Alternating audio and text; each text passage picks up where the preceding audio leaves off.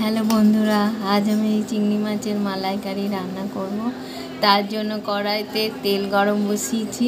এবার চিংড়ি মাছগুলোকে এর মধ্যে দিয়ে দেব, দিয়ে ভেজে নেব চিংড়ি মাছগুলো।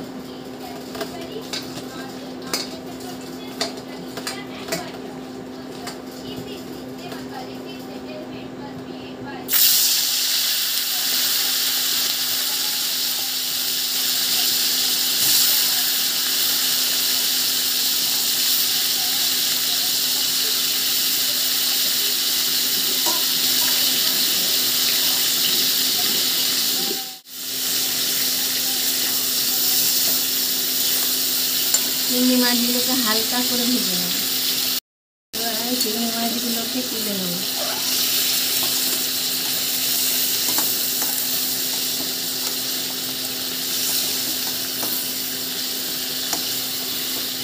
আমি তেলের মধ্যে এলাচ, দারচিনি আর তেজপাতা ফোড়ন দিলাম, দিয়ে এটা একটু নেড়ে নেব।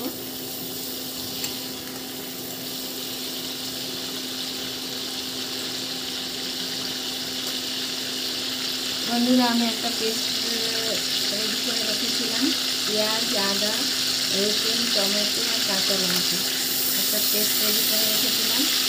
এর মধ্যে পেস্টটা আবার দিয়ে দেবো।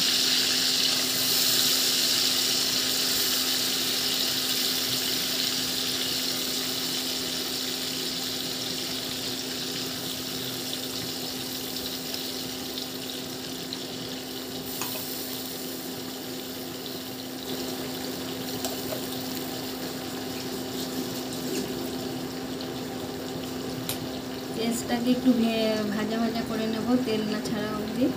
বন্ধুরা, এটা আমার পেঁয়াজটা একটু তেল ছেড়ে ছেড়ে এসেছে যখন, আমি এর মধ্যে আবার একটু মশলা অ্যাড করব। এর মধ্যে একটু সর্ষে পেস্ট করে রেখেছিলাম, সর্ষে দিলাম, আর একটু লঙ্কার গুঁড়ি দেব 1 চামচের মতো, আর হলুদ দেব 1.5 চামচের মতো, আর নুন, অল্প নুন দেব। নুন দিয়ে এটাকে আবার একটু 5-10 মিনিট কষিয়ে নেব। বন্ধুরা, মশলা থেকে তেল ছেড়ে গেছে। মশলা থেকে দেখো তেলটা ছেড়ে এসেছে। এবার আমি চিংড়ি মাছগুলো এর মধ্যে দিয়ে দেব।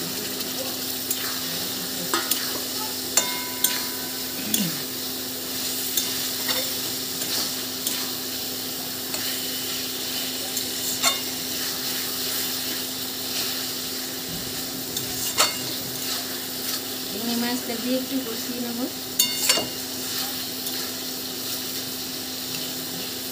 দেখো তেল ছেড়ে এসেছে। এবার আমি নারকেলের দুধ বানিয়ে রেখেছিলাম, নারকেলের দুধটার মধ্যে অ্যাড করব।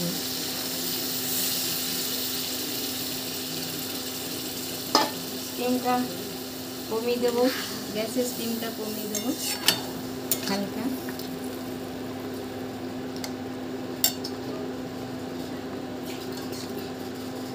বাটিটা ধুয়ে একটু জলটা দিয়ে দিলাম, দিয়ে এর মধ্যে 2-3টা লঙ্কা দিয়ে দেবো,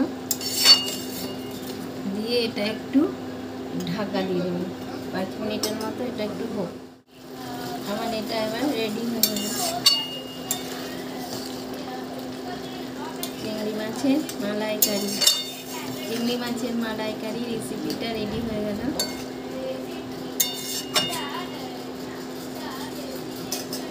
কেমন হয়েছে তোমরা একটু লাইক আর কমেন্ট করে জানাবে আমার রেসিপিটা কেমন লাগলো তোমাদের। দেখো বন্ধুরা, এটা ফুটে এসেছে। এবার আমি নামিয়ে দেবো, গ্যাস অফ করে। দেখো বন্ধুরা, আমার চিংড়ি মাছের মালাইকারি রেডি। রেসিপিটা তোমাদের ভালো লাগলে শেয়ার ও কমেন্ট করো।